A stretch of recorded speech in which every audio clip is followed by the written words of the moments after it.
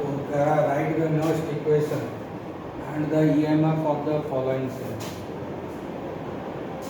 Right the Nernst equation and the EMF of the following cell at 298 kelvin. 298 kelvin पर ये calculate करना है। 298 kelvin का मतलब होगा कि स्टैंडर्ड कंडीशन में कैलकुलेट करना है। तो स्टैंडर्ड टेम्परेचर है 298, तो सारा चीज़ स्टैंडर्ड कंडीशन में कैलकुलेट होगा। ठीक है, तो हमारे पास जो है दिया हुआ सेल तो दे दिया, सेल हमारे पास दिया हुआ है, तो हम सेल रिएक्शन पहले लिख लेते हैं। सेल दिया हुआ तो सेल रिएक्शन, और सेल रिएक्शन दिया रहता है तो हम लोग सेल लिखते हैं। ये सेल रिप्रेजेंटेशन दिया हुआ है, सेल रिएक्शन हम लोग लिखते हैं। ये मैग्नीशियम जो है एनोड है और ये कैथोड है। यहाँ ऑक्सीडेशन हो रहा है, Mg2+ हो जाएगा, तो हम लोग क्या लिखेंगे, Mg इधर लिखेंगे प्लस ये जो ऑक्सीडाइज होगा और ये रिड्यूस होगा।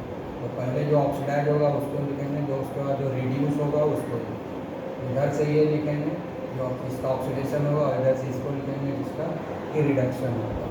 ये हो गया हमारा रिएक्टेंट, और ये रिएक्टेंट हो गया, ये और ये प्रोडक्ट हो गया। इसका प्रोडक्ट हो गया ये Mg2+, और इसका जो है प्रोडक्ट हो गया C। ठीक है, तो ये हो गया हमारा सेल रिएक्शन, ये हो गया सेल रिएक्शन। हमने सेल रिएक्शन लिख लिया, सेल दिया हुआ है उससे सेल रिएक्शन लिखा। सेल रिएक्शन लिखने से फ़ायदा क्या होगा, हमको पता चल जाएगा कि कितने इलेक्ट्रॉन का ट्रांजैक्शन हुआ है, नंबर ऑफ इलेक्ट्रॉन पता चल जाएगा। ठीक है, Mg जो है 2 इलेक्ट्रॉन लॉस करके Mg2+ बनाया, और Cu2+ 2 इलेक्ट्रॉन एक्सेप्ट करके Cu बनाया। यानी ओवरऑल जो ट्रांजैक्शन है, नंबर ऑफ इलेक्ट्रॉन का ट्रांजैक्शन 2 है, इसलिए n का वैल्यू 2। ठीक है, अब हम लोग लिखेंगे नर्स्ट इक्वेशन। अब क्या करेंगे, नर्स्ट इक्वेशन लिखेंगे। कैसे लिखेंगे, E सेल, क्या लिखेंगे, E cell equal to E0 cell plus, हम स्टैंडर्ड कंडीशन में लिख रहे हैं, बहुत शॉर्ट फॉर्म में नर्स्ट इक्वेशन लिखा जाता है 0.059 बाई n, यही होता है log concentration of reactant upon product, यही लिखेंगे हम लोग। यही है नर्स्ट इक्वेशन। तो हो गया E cell equal to E0 cell plus 0.059, n कितना है, 2 है, तो 2 बिठा दिए। लॉग, पहले क्या लिखेंगे, रिएक्टेंट। तो यहाँ रिएक्टेंट कौन सा लिखेंगे, कॉन्सेंट्रेशन लिख रहे हैं ना, तो रिएक्टेंट साइड में जो आयन रहेगा उसको लिखेंगे, प्रोडक्ट साइड में भी जो आयन रहेगा उसको लिखेंगे। जो सॉलिड फॉर्म में उसका कॉन्सेंट्रेशन 1 होता है, तो उसको लिखे ना लिखे कोई फ़र्क नहीं पड़ता है। 1 मल्टीप्लाई होगा, डिवीजन होगा, कोई फ़र्क पड़ेगा नहीं पड़ेगा, इसलिए उसको नहीं लिखते। तो रिएक्टेंट इधर कौन है, Cu2+, ये लिखेंगे। आयन, ये आयन नहीं है, आयन ये है, इसी को लिखेंगे Cu2। और इधर कौन है, प्रोडक्ट में Mg2+, जो आयन है उसी को लिखेंगे। बाकी जो मेटल है, सॉलिड है, उसको हम लोग नहीं लिखेंगे। ठीक है, अब इसमें सारे वैल्यू को हम लोग पुट करेंगे, तभी तो बनेगा ना। तो अब जो है आगे बढ़ेंगे। E सेल, अब यहाँ पर क्या है, E0 सेल, तो इसका फॉर्मूला लिखना नहीं पड़ेगा। E0 सेल क्या होता है, E0 कैथोड माइनस एनोड, तो कैथोड कौन हुआ, ये, और एनोड कौन हुआ, ये। E0 सेल का फॉर्मूला लिखना नहीं पड़ेगा, E cathode minus E anode, E0 cathode minus E0 anode, ये पहले ये लिखा है तब ये लिखा है ना, प्लस 0.059 अपॉन 2 लॉग, और Cu2+ का कॉन्सेंट्रेशन कितना है, Cu2+ का कॉन्सेंट्रेशन यहाँ देखिए क्या है, 0.001, ठीक है। और Mg2+ का कॉन्सेंट्रेशन कितना है? 0.001, 0.001। तो हमने यहाँ से देख के लिख दिया, कॉपर आयन का कॉन्सेंट्रेशन इतना है, मैग्नीशियम आयन का कॉन्सेंट्रेशन इतना है, दोनों वैल्यू हमने पुट कर दिया, ठीक है। तो आगे बढ़ेंगे। सेल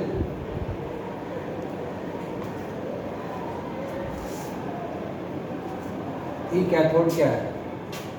ये है ना, ये कैथोड है।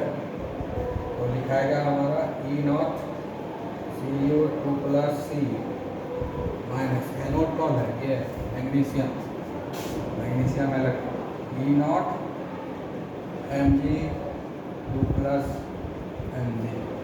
और आगे 0.059/2 लॉग, ठीक है। तो अब देखिए ये पॉइंट है, यहाँ भी पॉइंट है, 1 2 3 है, 1 2 3 है। तो एक जीरो यहाँ मिटा देंगे, ठीक है ना। यहाँ 1 2 3 4 डिजिट है, और यहाँ पर पॉइंट के बाद 1 2 3 डिजिट है, 1 2 3 4 है। यहाँ पर पॉइंट के बाद 1 2 3 डिजिट है, यहाँ एक जीरो बिठा देंगे तो इसके इक्वल हो जाएगा कि, ठीक है। तो ऊपर बच जाएगा, यहाँ ये हटाएंगे, ये हटाएंगे, एक जीरो बिठा देंगे, तो 1/10 आएगा, ठीक है। मैथ है, इसमें हम ज़्यादा बताएंगे नहीं, ठीक है। अब जो है इसका वैल्यू पता कीजिए, इसका वैल्यू पता कीजिए। क्वेश्चन में दिया हुआ, हमने लिखा नहीं है क्वेश्चन में, क्वेश्चन में दिया हुआ है। आप एनसीईआरटी बुक कांटेक्ट करेंगे, उसमें मिल जाएगा, नहीं तो फिर चार्ट तो दिया हुआ है इलेक्ट्रोकेमिकल सेल का। तो कॉपर का इलेक्ट्रोड पोटेंशियल कितना होता है उसको लिख देना है। कॉपर का इलेक्ट्रोड पोटेंशियल जो होता है 0.34 होता है। कॉपर का इलेक्ट्रोड पोटेंशियल कितना होता है? Standard electrode potential 0.34 minus. और मैग्नीशियम का स्टैंडर्ड इलेक्ट्रोड पोटेंशियल कितना होता है? सारा क्वेश्चन में दिया हुआ है, आप क्वेश्चन में देख लेंगे एनसीईआरटी बुक में। वो होता है -2.37 वोल्ट, होता है -2.37 प्लस, ठीक है, 0.059/2 लॉग 1/10 को क्या लिख सकते हैं? 0.1 लिख सकते हैं, ठीक है। उसको क्या लिखेंगे? 0.1 लिखेंगे। तो इस वैल्यू को हम लोगों को निकाल के लिख देंगे, ठीक है। ये जो है 10 टू द पावर, ये 10 टू द पावर -1 हो जाएगा, ठीक है। अब ये है 0.34, माइनस माइनस प्लस हो जाएगा 2.37। अब यहाँ 10 टू द पावर -1 है, तो यहाँ के इधर मल्टीप्लाई हो जाएगा ये पावर। यहाँ पर जो 10 का पावर होता है वो इधर आके मल्टीप्लाई होगा, क्या हो जाएगा? ये माइनस हो जाएगा, ठीक है। इसको 2 से हम भाग दे देते हैं, ठीक है, 0। तो क्या होगा? 2 दूनी 4, तो बचेगा 1 9, 2 9 18, 1 0, 2 पीछे कट गया, बच गया लॉग 10। पावर को इधर ले आया तो ये माइनस हो गया, ठीक है। उसके बाद 0.34 प्लस 2.37, दोनों को हम लोगों को जोड़ देना चाहिए, ठीक है। ये दोनों को ऐड करेंगे, क्या होगा? 7 4 11, 3 3 6 1 7, 2.71 आ जाएगा, माइनस 0.0295। ये लॉग 10 का वैल्यू कितना होता है? 1, ठीक है। अब हम इसको हम माइनस कर देंगे, माइनस करना होगा इसको, इसमें कितना आएगा? 5 जाएगा, यहाँ पर 2 जीरो देंगे, तो 5 9 में 9 0 होगा, ठीक है। उसको उसके बाद यहाँ 0 में 2 जाएगा तो 8 होगा, ठीक है। उसके बाद ये 6 हो जाएगा और ये 1 हो जाएगा 1.6805, ये उतना वोल्ट हो गया, ठीक है। इतना आंसर आपका आ गया, ठीक है। 2 7 नहीं 2 ये जो है 1 नहीं होगा, लेकिन इसे तो दिया नहीं गया, ये 2 ही है 2.6805, ठीक है। तो शॉर्ट में आप 2.68 लिख सकते हैं, 2.68 वोल्ट। तो आपको मिल गया EMF ऑफ द सोर्स से नस्ट इक्वेशन लिखे, और नस्ट इक्वेशन लिख करके ये नस्ट इक्वेशन हो गया। नस्ट इक्वेशन लिखने के बाद हम उसके EMF को भी कैलकुलेट कर देंगे, ठीक है। तो यही क्वेश्चन है आपका, ये आंसर हो गया, ठीक है। ओके, अब हम लोग आगे बढ़ते हैं। अभी फिर से वही क्वेश्चन है, सेकंड क्वेश्चन। फिर से नस्ट इक्वेशन को लिखना है और फिर EMF को कैलकुलेट करना है इस सेल के लिए। तो सेल हमारे पास दिया हुआ है, अब इस सेल से जो है हमको सेल रिएक्शन लिखना है, ठीक है। सेल से हमको क्या बनाना है, सेल रिएक्शन। तो अब हम आगे बढ़ेंगे ना। तो सेल रिएक्शन, इधर क्या हो रहा है, ऑक्सीडेशन, इधर क्या हो रहा है, रिडक्शन हो रहा है। और ये प्लेटिनम जो दिया है, ये प्लेटिनम रॉड का इलेक्ट्रोड का काम कर रहा है, क्योंकि हाइड्रोजन तो गैस होता है तो सरफेस प्रोवाइड नहीं कर सकता है ना। तो सरफेस हाइड्रोजन को सरफेस प्रोवाइड करने के लिए प्लेटिनम का यूज़ किया गया, नॉन रिएक्टिव इलेक्ट्रोड का यूज़ किया गया। इसलिए यहाँ पर PT लिखा हुआ है, रिएक्शन में पार्टिसिपेट नहीं करेगा, सिर्फ वो सरफेस प्रोवाइड कर रहा है हाइड्रोजन को, ठीक है। तो बगल में कॉन्सेंट्रेशन यहाँ दिया हुआ है, यहाँ भी कॉन्सेंट्रेशन दिया हुआ है, और जो हाइड्रोजन गैस बनेगा इसमें उसका प्रेशर दिया हुआ है जो 1 बार स्टैंडर्ड कंडीशन में होगा, क्योंकि 298 केल्विन में है। प्रेशर भी 1 बार है, यहाँ भी कंफर्म हो जाता है कि स्टैंडर्ड कंडीशन में ही हो रहा है। तो ये बन गया। तो पहले हम लोग जो है सेल रिएक्शन लिखते हैं। पहले क्या लिखेंगे, सेल रिएक्शन, ठीक है। सेल रिएक्शन, सेल रिएक्शन क्या होगा, पहले सेल रिएक्शन में सबसे पहले क्या लिखते हैं, जो ऑक्सीडाइज होगा, जिसका ऑक्सीडेशन होगा उसको लिखेंगे। ऑक्सीडेशन आयरन का हो रहा है तो हम आयरन लिखेंगे। उसके बाद जिसका रिडक्शन हो रहा है, रिडक्शन किसका हो रहा है, हाइड्रोजन का हो रहा है, हाइड्रोजन आयन का हो रहा है रिडक्शन, तो हाइड्रोजन का हम लोग लिखें, ठीक है। उसके बाद इसका प्रोडक्ट कौन बनेगा, ये ऑक्सीडाइज होकर के Fe2+ में बदल रहा है, ठीक है, Fe2+ में बदल रहा है। और H+ रिड्यूस होकर के H2 में बदल रहा है, ठीक है। ये तो गैस है। तो ये हमारा रिएक्शन हो गया। अब इस रिएक्शन को हमको बैलेंस भी करना होगा, क्योंकि loss of electron and gain of electron दोनों सेम होना चाहिए। अब यहाँ पर देखो आयरन जो है Fe2+ में कन्वर्ट हो रहा है, यानी आयरन जो है 2 इलेक्ट्रॉन का लॉस कर रहा है Fe2+ में बदलने के लिए। Fe से Fe2+ में कन्वर्ट हुआ, इसका मतलब 2 इलेक्ट्रॉन का लॉस हुआ है। तो इसका मतलब है कि इसको 2 इलेक्ट्रॉन गेन करना चाहिए, लेकिन ये तो एक ही हाइड्रोजन आयन है, एक ही हाइड्रोजन आयन है ना, ये तो एक ही इलेक्ट्रॉन गेन कर सकता है। तो 2 इलेक्ट्रॉन गेन करने के लिए क्या करना पड़ेगा, 2 हाइड्रोजन आयन को लाना पड़ेगा, इसलिए हम यहाँ पर 2 लगा दिए, 2 हाइड्रोजन। अब 2 हाइड्रोजन का गेन भी हो गया, हाइड्रोजन गेन किया, 2 हाइड्रोजन 2 इलेक्ट्रॉन को गेन किया और वो हाइड्रोजन गैस में कन्वर्ट हो गया। अब ये बैलेंस्ड केमिकल इक्वेशन हो गया। अब loss of electron and gain of electron दोनों बराबर हो गया, कितना हो गया, 2 हो गया, ठीक है। तो इसलिए n का वैल्यू कितना होगा, 2। तो यहाँ पर n का वैल्यू कितना हो जाएगा, 2। में 2 इलेक्ट्रॉन का ट्रांजैक्शन हुआ, 2 इलेक्ट्रॉन का लॉस हुआ और 2 इलेक्ट्रॉन का गेन हुआ। तो यही है ट्रांजैक्शन, n का वैल्यू निकल गया। अब हम लोग नेक्स्ट इक्वेशन लिखते हैं।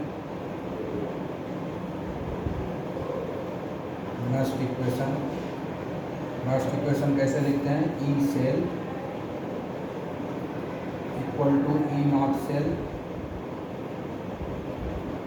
प्लस स्टैंडर्ड कंडीशन में हो रहा है 0.059/2/n log रिएक्टेंट का कॉन्सेंट्रेशन बाय प्रोडक्ट का कॉन्सेंट्रेशन, ठीक है। ये हुआ नर्स्ट इक्वेशन। तो हम लोग एक्चुअल नर्स्ट इक्वेशन लिखते हैं। E cell, E nought cell के लिए क्या लिखेंगे? E nought cathode minus E nought anode, ठीक है, प्लस 0.059 बाय एन का वैल्यू क्या है? 2 निकाल चुके हैं तो 2 बैठा दिए।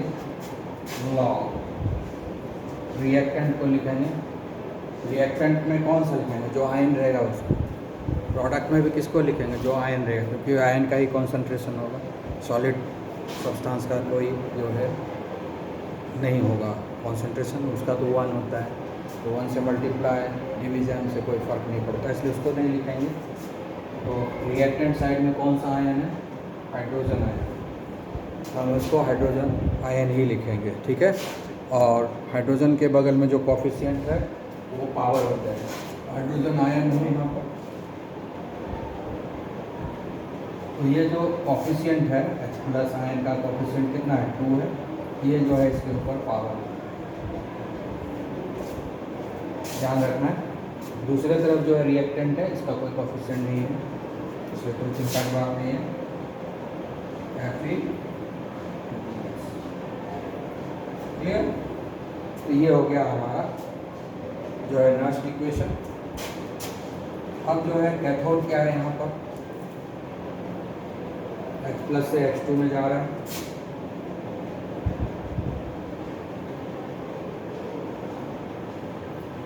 H+, ये हो गया हमारा कैथोड। एनोड क्या है? Fe2+ Fe,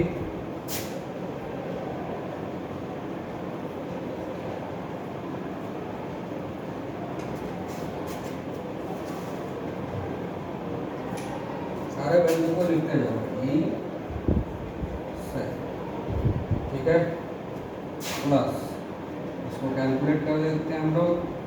0.0295, ठीक है।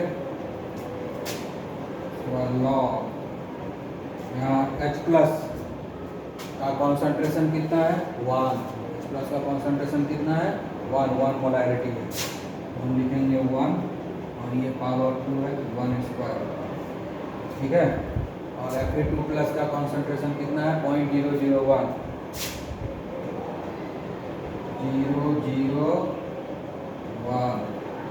ठीक है। अब इसी को आगे हम लोग कैलकुलेट करेंगे। तो हमें जगह नहीं मिल रहा है, इसलिए हम इसको वाइप आउट कर देंगे, ठीक है। तो अब हम लोग लिखेंगे ई सेल इक्वल टू, अब सारी चीज़ का वैल्यू पुट करेंगे। ये हाइड्रोजन इलेक्ट्रोड का इलेक्ट्रोड पोटेंशियल कितना होता है? हाइड्रोजन इलेक्ट्रोड का इलेक्ट्रोड पोटेंशियल कितना होता है? 0 होता है। बताए या ना बताए, याद रखना है। हाइड्रोजन इलेक्ट्रोड का इलेक्ट्रोड पोटेंशियल कितना होता है? हाइड्रोजन इलेक्ट्रोड है 0 होता है, माइनस। अब आयरन का रिडक्शन पोटेंशियल कितना होता है? चार्ट में देख लेते हैं कितना होता है। तो चार्ट में दिया हुआ है -0.44। क्या दिया हुआ है? -0.44। तो इसका वैल्यू हो गया -0.44 वोल्ट, ठीक है, प्लस 0.0295 लॉग, ठीक है। अब ये 1² तो 1 ही होगा, ये पॉइंट है, इसके बगल में 1 2 3 0 दे देंगे तो हट जाएगा पॉइंट 1। इसके बाद क्या है? 1 2 3 0 दे देंगे तो लॉग 1000 हो गया। अब ये क्या हो जाएगा? ये 0 है, माइनस माइनस प्लस हो गया, तो टोटल कितना कितना हो गया 0.44 प्लस 0.0295 लॉग 1000 को क्या लिख सकते हैं 10 क्यूब लिख सकते हैं, उसका मालूम है ये पावर आके इधर मल्टीप्लाई हो जाएगा 0.44 प्लस 0.0295 इंटू 3 लॉग 10। ठीक है, फिर हम लोग लिखेंगे E cell equal to 0.44 plus, अब इस दोनों को मल्टीप्लाई कर देते हैं, इस दोनों को मल्टीप्लाई कर देते हैं, कितना होगा 5 3 जा 15 1 9 3 जा 27 1 28 2 3 2 जा 6 2 8 0 ये हो गया। और log 10 का वैल्यू होता है 1। ठीक है, ई सेल कितना हो गया, अब इस दोनों को जोड़ देंगे, हो जाएगा 8 5 8 4 12 के दो बाकी 1। ठीक है, उसके बाद 4 1 5 हो गया 0.5285 वोल्ट। यही जो है हमारा आंसर हो गया। ठीक है, अगर 3 डिजिट में अगर लिखना है, अप्रॉक्सीमेटली लिखना है तो 0.523 वोल्ट मिली, ये हमारा आंसर हो गया। तो ये हमें भी ठीक है, तो हमारा 2 क्वेश्चन सॉल्व हो गया। ओके ओके डियर, हम लोग आगे बढ़े।